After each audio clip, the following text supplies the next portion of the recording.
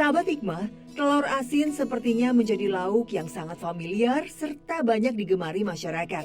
Di balik rasanya yang gurih dan lezat, telur asin inilah sumber nafkah bagi seorang kakek berusia 67 tahun. Sehari-hari, kakek Engkos yang tinggal di kampung Cibeber, Jawa Barat ini berjualan telur asin yang dibuatnya sendiri. Seperti inilah kakek berjualan telur asin. Dengan berjalan kaki, ia membawa dagangannya keliling dari kampung ke kampung hingga ke pasar. Bahkan kadang sampai ke kawasan puncak. Udah 5 tahun, pokoknya udah 5 tahun aja sampai sekarang. Tadinya Bapak kan nggak punya usaha, jadi itu mah keturunan dari orang tua Bapak juga. Jadi nurutin orang tua Bapak juga, suka jualan telur asin dulunya. Telur asin buatan Pak Engkos dijualnya dengan harga Rp4.000 per butir. Sebuah harga yang sangat terjangkau dibandingkan cara membuat dan menjualnya. Namun apa daya, harganya yang murah belum tentu menjamin telur asin cepat laku terjual. Ya namanya juga jualan, kadang-kadang untung, kadang-kadang rugi. Udah pernah itu udah dialami sama yang tukang jualan, biasa udah begitu. Ya karena kan banyak ongkos jauh, ada aja sih bangsa sekitar hari mah dapat 30. Kadang-kadang bagaimana lagi ada miliknya ada 30, 20 mah dapat aja itu buat makan dari Bapak. Berapa, Pak? Satu per butirnya. Boleh deh, saya coba.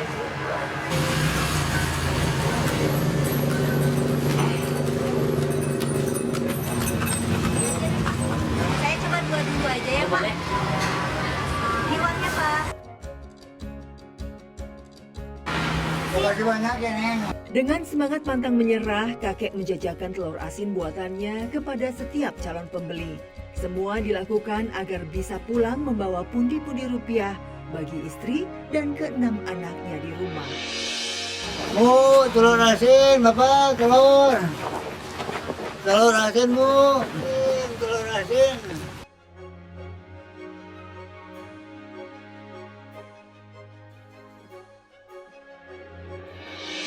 Ya, Bapak sih udah biasa capek, tapi lah itu mah dibilang capek lah udah biasa Bapak sendiri, pekerjaan Bapak capek, meskipun capek juga.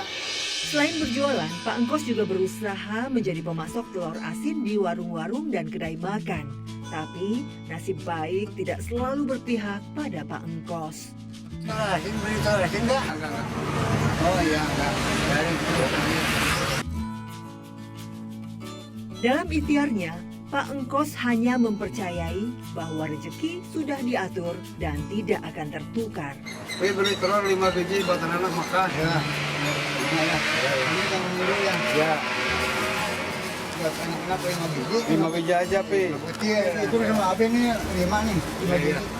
Ini uangnya 30.000, buat Abi aja 10.000-nya. Banyak-banyak terima kasih banyak Ya. buat penglaris, alhamdulillah. Penglaris. Setiap harinya gitu, perlu 5 biji buat anak-anak. Buat anak-anak makan, soalnya anak-anak seneng telur asin pangkos, kesukaannya. Kelebihannya itu pangkos, enakan pangkos, soalnya itu asinnya terasa, sama ada gurih-gurihnya. Dengan penghasilan yang tidak menentu, Pak Engkos harus menyisihkan sebagian pendapatannya sebagai modal untuk membeli telur mentah yang nantinya dibuat menjadi telur asin. Telur mentah itu dibeli Pak Engkos dari pengepul langganannya. Bahan lainnya relatif sederhana dan gampang diperoleh, sehingga Pak Engkos hanya perlu mengeluarkan modal untuk belanja telur mentah saja.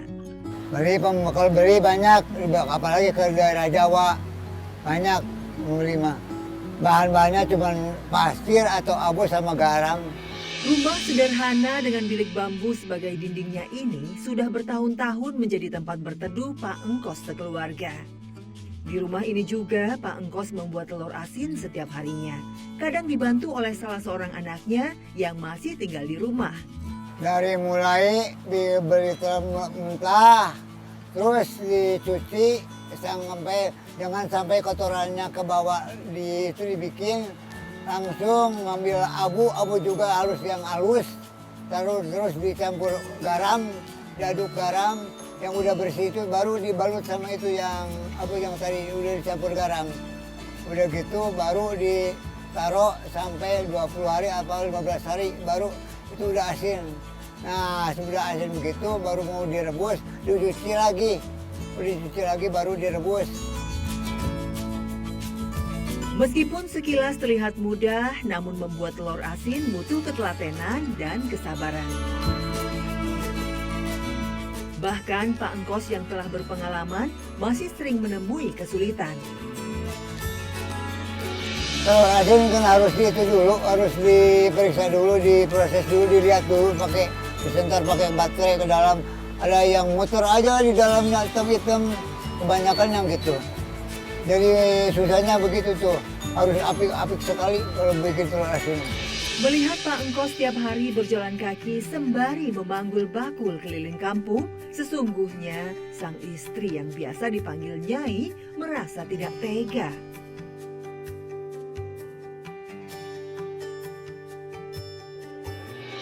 Ya sedih lihat suami kerja hujanan, gitu.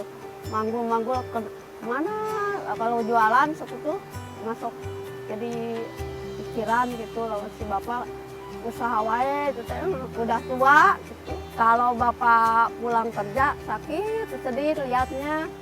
Ya bapak capek enggak? Iya capek. Itu sabar ya sudah melaan ini anak rabi. Sahabat, Allah Ta'ala tak akan menguji umatnya melampaui batas. Insya Allah, semua cobaan merupakan ladang amal bila dijalani dengan ikhlas dan rasa syukur.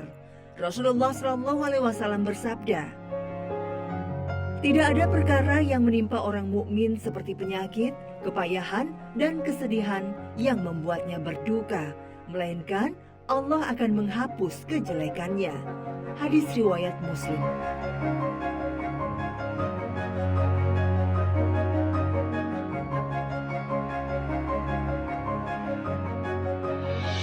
Dari ke-6 anak Pak Engkos, kini hanya 1 orang yang masih tinggal bersama Pak Engkos dan Emak Nyai. Sedangkan 4 anak lainnya merantau keluar kota dan tidak diketahui lagi keberadaan mereka.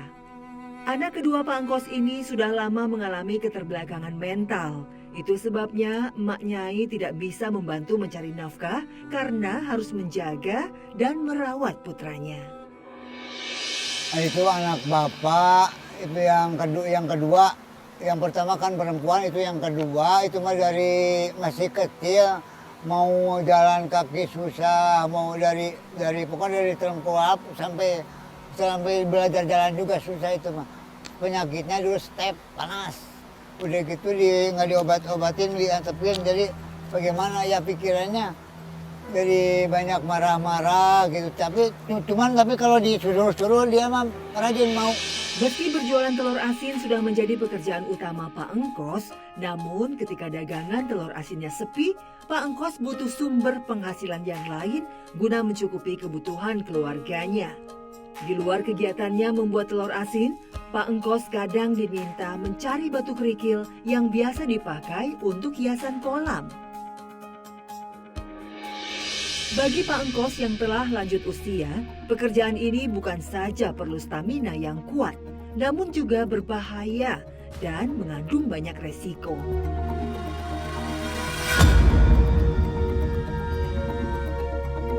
Ya kesulitannya ada, kalau banyak airnya, kalau banjir susah ngambilnya.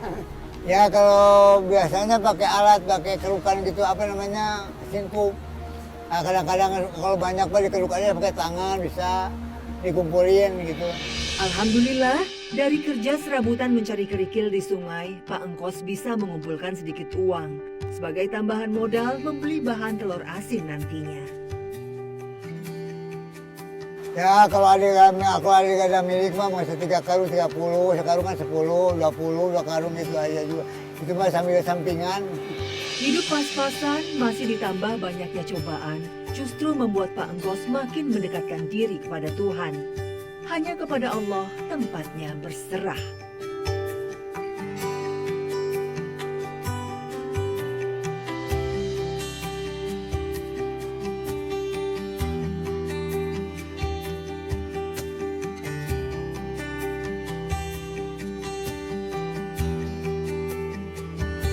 Sahabat hikmah, walaupun sudah berusia lanjut, namun dari kisah dua pasangan kakek dan nenek ini banyak manfaat yang bisa didapat. Di umur yang sudah lanjut, mereka masih gigih mencari rezeki dari Allah Subhanahu wa Ta'ala. Semoga tayangan hari ini dapat membawa hikmah yang bisa kita petik. Menggali hikmah, menuai berkah. Wassalamualaikum warahmatullahi wabarakatuh.